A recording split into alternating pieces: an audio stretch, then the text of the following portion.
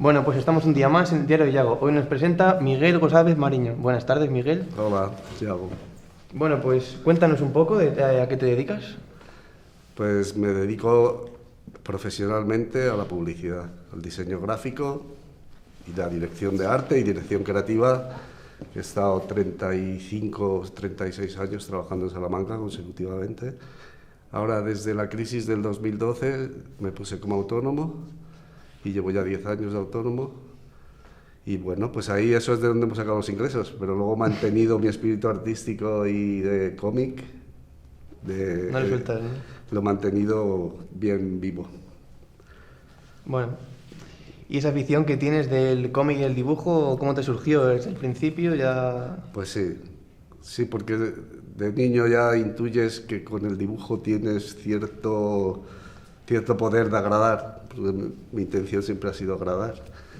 Y ves que gusta, pues te coges un poquito el gusto a eso, a ser agradable. Entonces hacer cosas que despiertan emociones.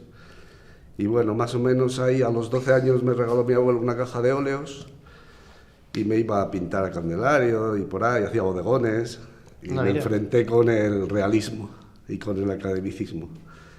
Y luego ya empecé a hacer cómic cuando un amigo muy interesante, Jorge Verdejo, que nos introdujo en el rock y en todo, en casa, era culturalmente muy fuerte, y me dijo, oye, pues si pintas y te gusta escribir, tienes que hacer historietas. Y desde entonces me metí en el mundo del cómic con mucho interés y empecé ahí a investigar y aunque ya había leído a Tintín de chiquitito y junto a los Beatles, cuando te ponías malo que te quedabas en la cama con los tacos de Tintín y el tocadiscos, no querías ponerte bueno. Y ahí empezó el cómic, claro, con Tintín, yo creo que sí, Tintín y los Tres Cerditos, Walt Disney, claro. Y luego también el hermano Lobo, ya con 17 años, el hermano Lobo, que era director Chumi Chúmez, casi nada. Tenía un amigo, el hijo de un notario, que en su casa estaban suscritos al hermano Lobo. Y eso era también muy buena. Los poderes fácticos. Había chistes de Chumi Chúmez, fíjate, casi nada. Ese es un humorista de primera categoría español, que viene también de La Codorniz y tal. La Codorniz es otra revista que yo no la veía, pero sé que es muy importante porque después de la Guerra Civil había que renovar el humor español, ¿no?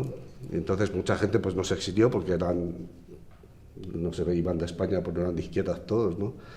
Y se quedaron Miguel Miura, se quedaron diferentes, y su función era transmitir optimismo a la sociedad española que estaba hundida. La Y pesimista.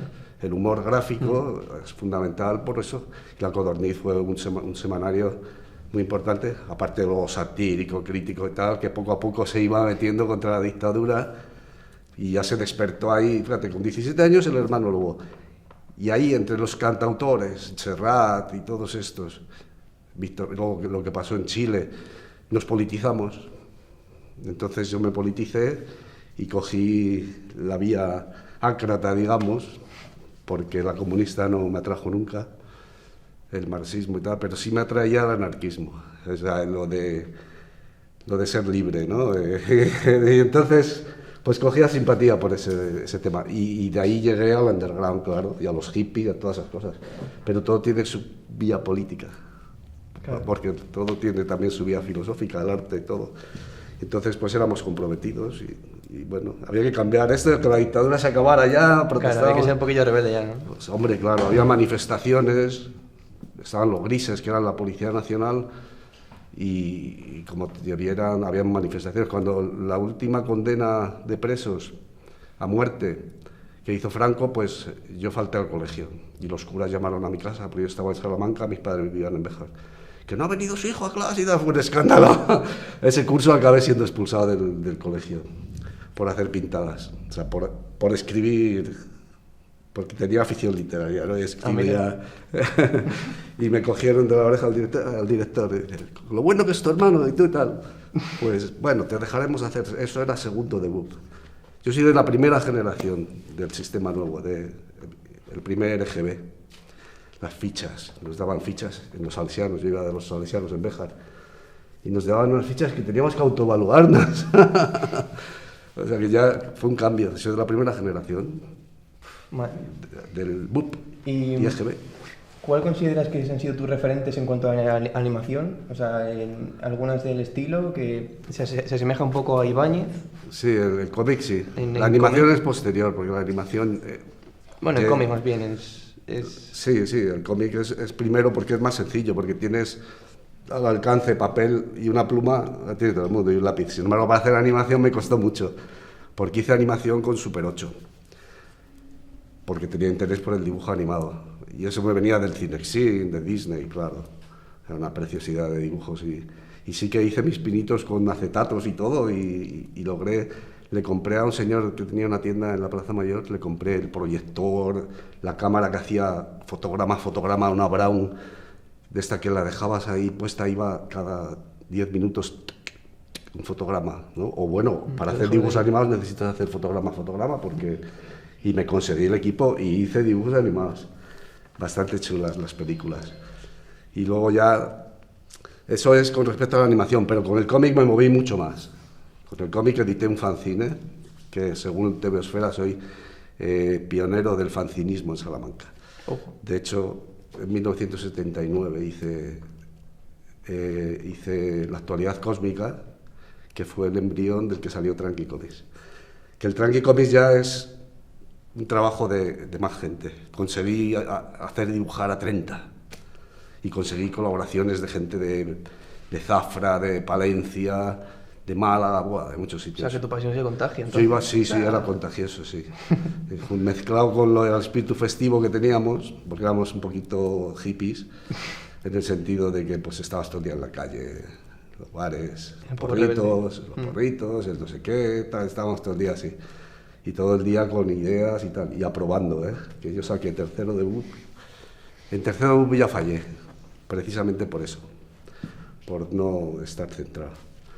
Y entonces repetí tercero de BUP y a la segunda lo saqué menos mal, porque al dejar de estudiar habría sido fatal. Entonces pasé con el tercero de BUP, hice segundo grado de lo que podía dibujar, que era delineación. Hice delineación en FP en Béjar, 3 años, me convalidaron muchas asignaturas, y hice delineación combinado con el cómic.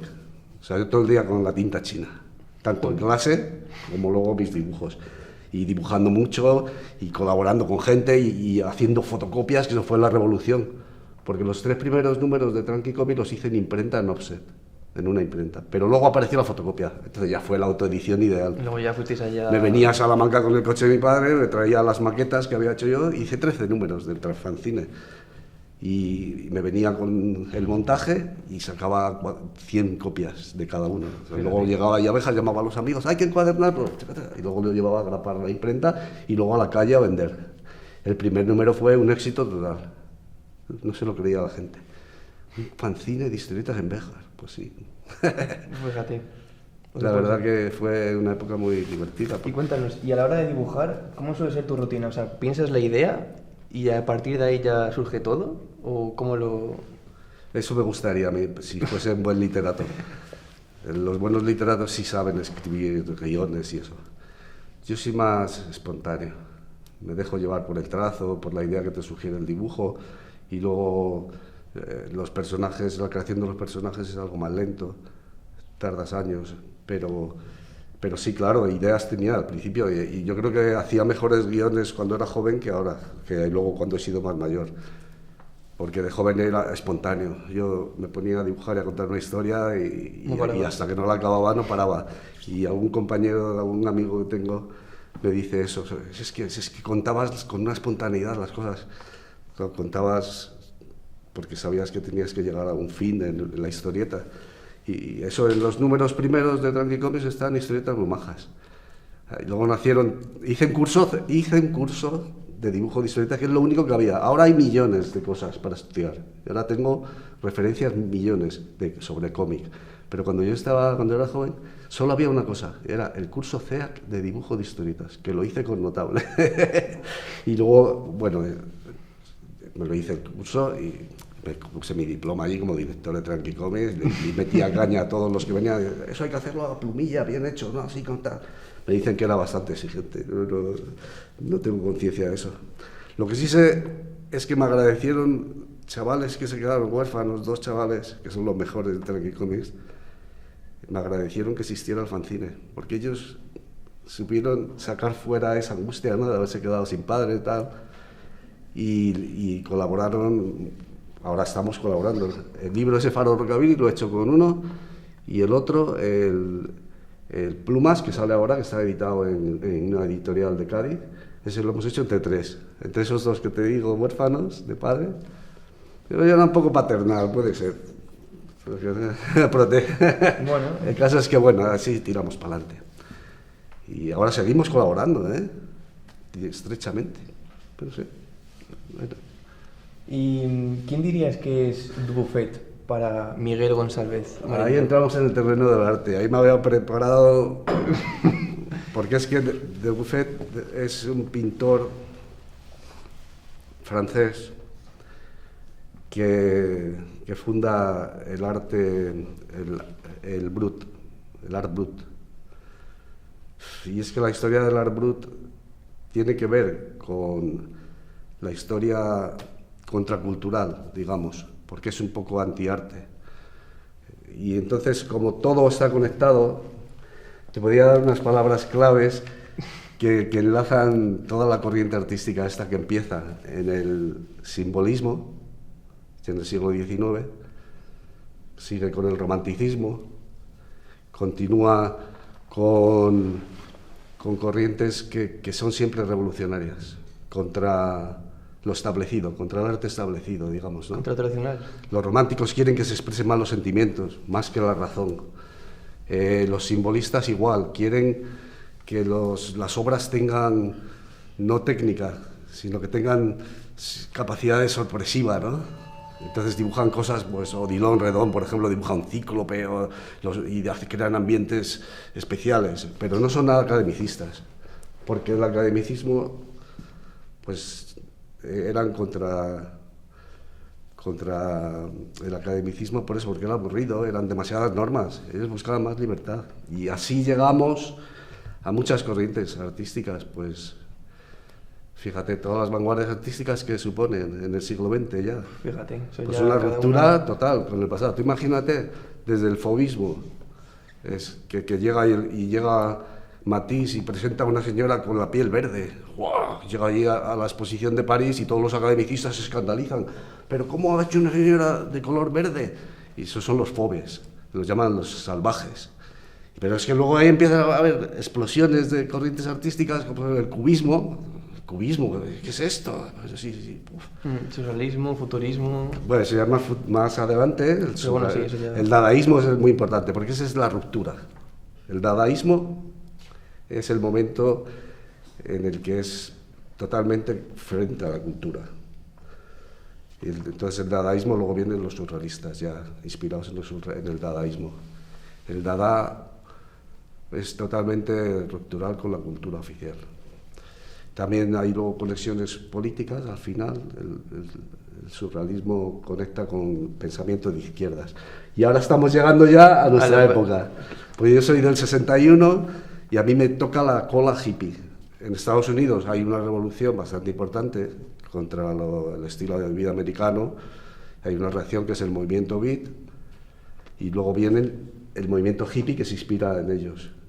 Y estos, los hippies, ¿qué es lo que ocurre? Pues están hartos de la guerra de Vietnam y son pacifistas y empiezan a reivindicar la paz, empiezan a reivindicar el uso, el consumo de drogas, que eso es otra cosa que conecta con el simbolismo y con todo, porque todo siempre los paraísos artificiales. El simbolismo empieza con las flores del mal de Baudelaire. Y las flores del mal, esto era el club del hachís, que se juntaban, cuentan en un libro que tengo yo que Víctor Hugo le dieron un poco de hachís y dice, seguro que no lo probó. O sea, le consideraban, digamos, como moderado, ¿no? Pero estaban luego ahí otros escritores como, yo qué sé, pues que digo, Rimbaud. Y, el caso es que este espíritu romántico tal enlaza directamente con el underground, con la corriente, digamos, más rebelde y más alejada de lo establecido. Por eso cuando me preguntaba por los superhéroes, digo, es que el cómic underground es que no responde a los gustos oficiales. En Estados Unidos había una un sello de censura para los cómics. Y estos no querían tener nada que ver con eso. Y empezaron a publicar sexo, drogas, rock and roll. Entonces eran unas historietas increíbles, que dibujaban penes, dibujaban de todo. Ayer precisamente estuve escuchando una entrevista a Robert Crumb, que es el mayor exponente del underground americano, que es extraordinario, que luego es un poco academicista porque le gusta el trabajo con detalle y bien hecho. En ese sentido, estéticamente no es, digamos, ultra, pero ideológicamente sí, sobre todo los temas que trataba. Su padre era militar y le echó de casa directamente cuando vio un dibujo suyo. Dice que estuvo 10 años sin hablarle por publicar. Y a nosotros nos pasaba lo mismo. Entonces, que la ventaja del fanzine, de la autoedición, es que no tienes censura. Nadie te dice si está bien o está mal. Como lo pagas tú, claro. Te vas a la fotocopia, lo publicas. Como no tienes control oficial ni nada, tú publicas lo que te da la gana. Y entonces aquí te llega este chaval, el primero que llegó con 13 años, me llegó con una historieta impresionante. Digo, este promete. Y claro, no podías censurar nada, aunque yo alguna vez sí dije, eso no se puede poner, porque eso es ofender, que eso es otra cosa ya. Eso ya es entrar en la libertad de expresión. Eso es otro de los factores importantes también que defiende el underground, ¿no? Libertad de expresión. Claro que sí, que tiene que haber censura. Claro, eso está relacionado. ¿Por qué tienes que censurar? Si es libertad de expresión, ¿por qué tiene que venir alguien que tiene que amenazar o amedrantar? Ya bastante cohibidos estamos, que la libertad es algo que no existe, porque hay tantas formas de coerción, primero la económica y así mil cosas, ¿no? Estamos siempre condicionados. Sí. Yo, por ejemplo, no he podido hacer cómics. Lo he tenido que hacer manteniéndomelo ahí paralelamente a mi trabajo, porque económicamente, entonces ya eso es una coerción, porque yo no he sido libre para hacer historietas. Lo he tenido que financiar yo siempre, no hay sensibilidad artística, los promotores de la cultura no te dan un cable. Estoy asociado a TV Esfera, menos mal que por fin, después de 40 años, tengo todos los fanzines catalogados en la mayor base de datos de cómic, y yo salgo también como autor y como portadista, pero eso tarda 40 años, y lo he conseguido por constancia. Claro, pero sí. Claro que es muy duro para una persona desarrollar algo con ningún incentivo económico, cero. Y entonces, pues, es un orgullo decir, me he mantenido ahí con ganas de hacer y ahora tengo más ganas, que eso es otro concepto que me gustaría resaltar, la jubilación. Yo estoy a 3 años de jubilarme, ¿vale? Yo no quiero jubilarme, yo quiero empezar ahora a estar 12 horas en la mesa del tablero. A ti te gusta, te encanta. Yo quiero hacer eso, pero eso tenía que favorecerlo. Es decir, no se trata de dejar de ser activo, sino de ser activo haciendo lo que te gusta. Eso sería productivo, más barato para el Estado y encima feliz para la gente, que hay gente que se queda parada y se queda jubilada y se quedan como tontados. Pero joder, pues yo creo que tenemos por delante, y yo te lo digo en serio, estoy haciendo ahora más dibujos animados que nunca y tengo más ganas de hacer cómics que nunca. Pero todavía me faltan 3 años. No se acaba nunca esto. Llevo ya 35 o 38 años cotizados, pero no te dejan. Pero no llega, ¿no? No llega. Solo hay espacio para los superdotados. Es lo mismo que pasa con los de la música. Llega el príncipe, saca un libro y lo apoya a todo el mundo. Y hacen la publicidad gratis. La otra, igual, el futbolista. Están forrados y les apoyan y les fomentan. No lo entiendo. Bueno, es que hay unas élites que dices, mira, esa ya... Pues eso es lo que hace el underground, ir contra las élites. O sea, decir, vosotros hacéis eso, vaya mierda que hacéis. Y no prestan atención a cosas pues más humanas, más sencillas, de gente más normal. Por eso el brut art tiene que ver mucho con el arte de... Es que realmente el art brut nace con el arte de los locos, pero es que esa historia es brutal. Porque el arte de los locos, de la gente que estaba en los manicomios, hay un psiquiatra alemán que recopila toda la obra de muchos esquizofrénicos, de todos sus pacientes en Suiza, ¿sabes? Y entonces consigue hacer una colección, esto en 1900 o por ahí, hace una colección brutal y edita un libro que llega a París y a los vanguardistas les sirve de inspiración total. O sea, Paul Klee, Kandinsky y otros pintores expresionistas se inspiran en el arte de los locos para hacer obras más que es surrealista, y entonces eso responde al primitivismo, que es uno de los intereses de las vanguardias, al arte rupestre. También Picasso, por ejemplo, se inspira en el arte africano. O sea, son tendencias de las vanguardias. Pero lo de los locos, los niños, los aficionados, el Art Brut reivindica el arte de esa gente. Contra las élites, contra el arte establecido, contra el arte de los superdotados. Todos tenemos derecho a expresarnos y a usar el arte. Ya no como terapia, pero sí como forma de mi vida. Libertad de expresión, claro. Claro, libertad de expresión hasta el punto de que, pues, que no se puede agobiar a la gente con la técnica. Oye, también existe el placer, ¿no? Tú cuando tocas el piano, Tiene que gustar. si tienes que... El otro día oía yo a Paco de Lucía, que su padre le decía, hijo, no estudies música que pierdes el toque ese del arte. Y decía Paco de Lucía, joder, pero cuando empecé a tocar con los del jazz esos americanos, la guitarra, tuve que aprender música. Y es mucho mejor saber, porque claro, tener técnica es mucho mejor que no tener técnica. Claro, tener técnica luego ya sabes todo el repertorio. Pero ¿qué es lo que ocurre? Que si solo tienes técnica y no tienes corazón o no tienes sentimiento, no hay tienes que compaginar pasión... un poco las dos, porque si no luego ya Claro, te pues va, o sea, es un arte frío, ¿no? Claro, muy o sea, técnico. Yo hice un claro. curso de dibujo hiperrealista con un señor de Cáceres, hice unos zapatos de charol perfectos. O sea, la foto y lo hecho a lápiz, idéntico, precioso. Y lo ves y a todo el mundo le sorprende y todo el mundo dice, jo, qué bueno. Pero me aburrí como una ostra. Pero Bueno, pero luego te sientes orgulloso de que... Pero te gusta. Pero lo hice como diciendo, oye, pues yo quiero probar esto. Y claro, pues te tienes que tirar 2 días con un cordón. Y de 2 días. En 2 días hago yo... que esa es otra cosa muy importante. El arte moderno o los tiempos que vivimos no te permiten, por eso el triunfo del antiarte, porque realmente el mercado exige rápido. Yo el otro día con Alejandro estábamos haciendo una visión de películas, y películas que a mí me parecían súper vanguardistas y al tío le aburrían. Quería más inmediatez, más corto, más rápido.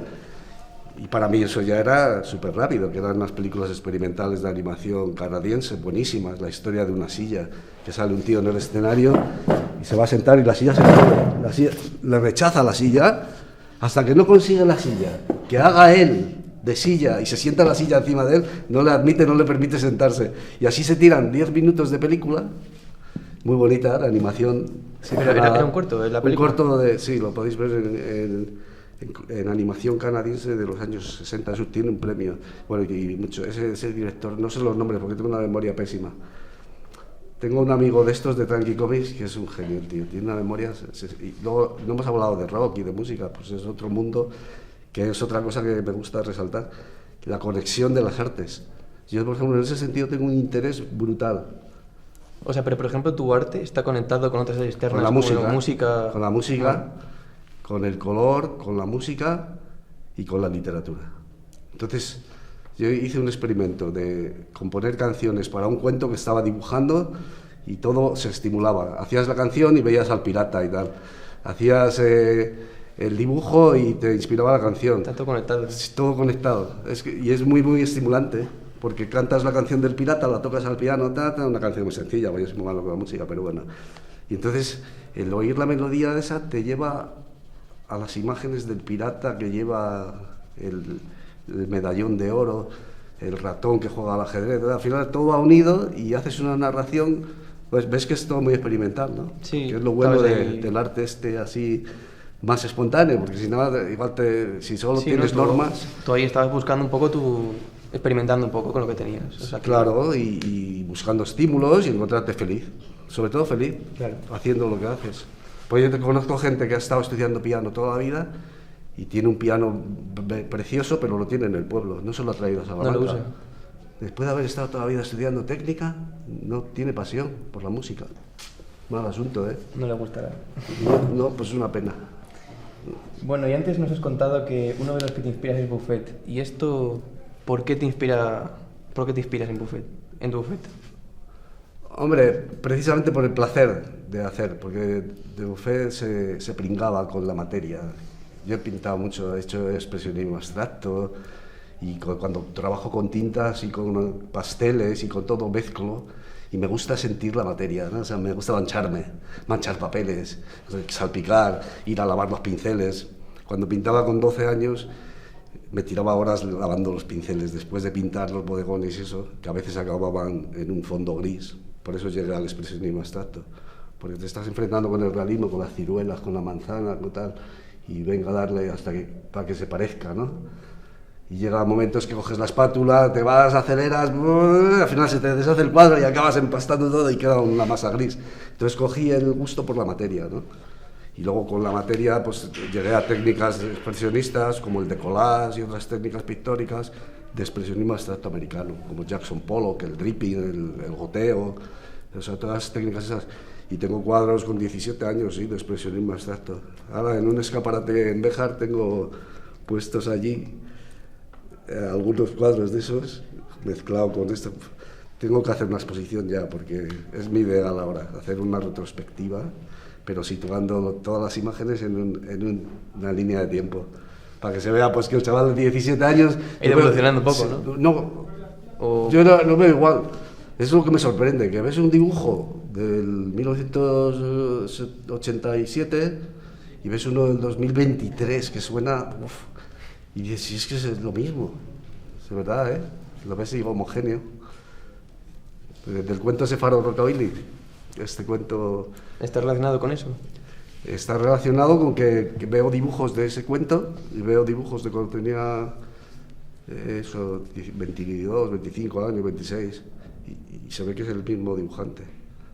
Y también haces logos para empresas y... Claro. O sea, ¿cómo haces? ¿Qué Eso se diferencia llama hay? identidad corporativa, mi especialidad.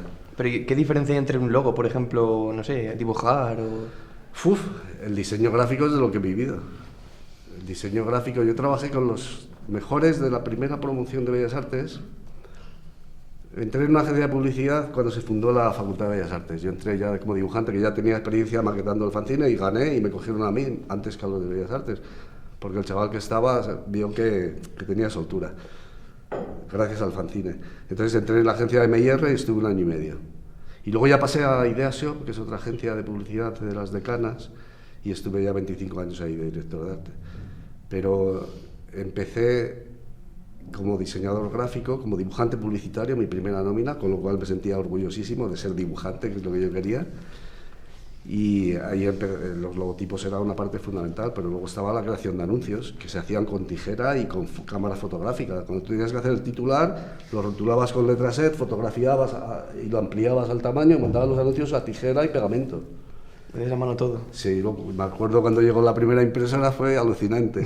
Estábamos todos alrededor viendo que los listados que mandábamos a fotocomposición de los supermercados, de las ofertas, los podíamos sacar allí, y veías la impresora sacar los números.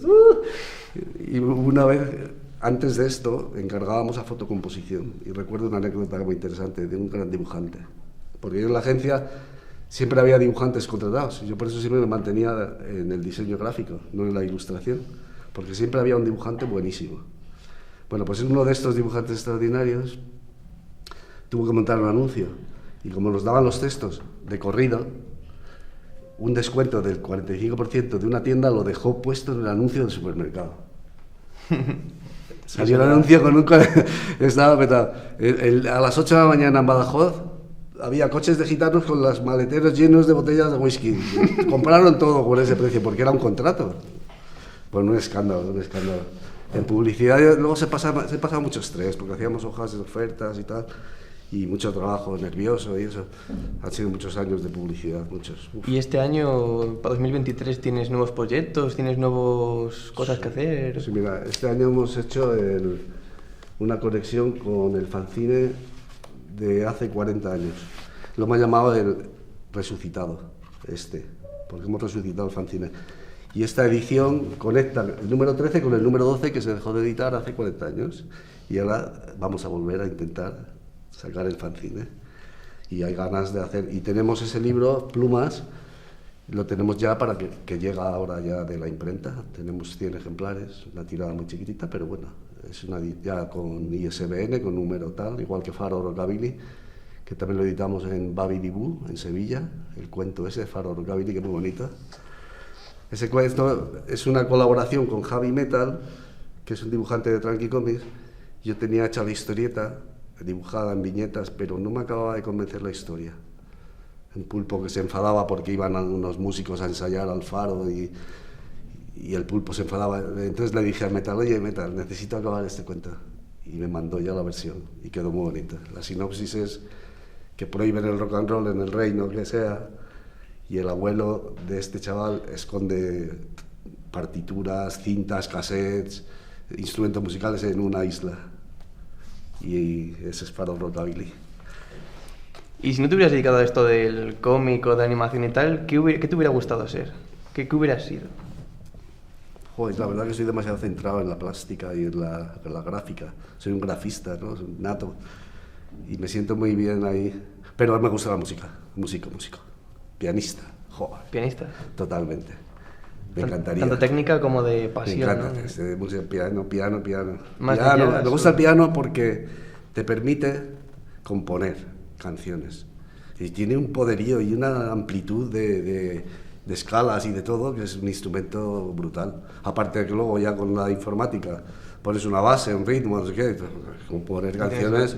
Yo compongo ahora, tengo un montón de canciones hechas, un montón, pero claro, son malísimas porque no tengo, ahora estoy estudiando un poquito más de teoría musical, un poquito de escalas, de ritmo, tal, pero voy lento.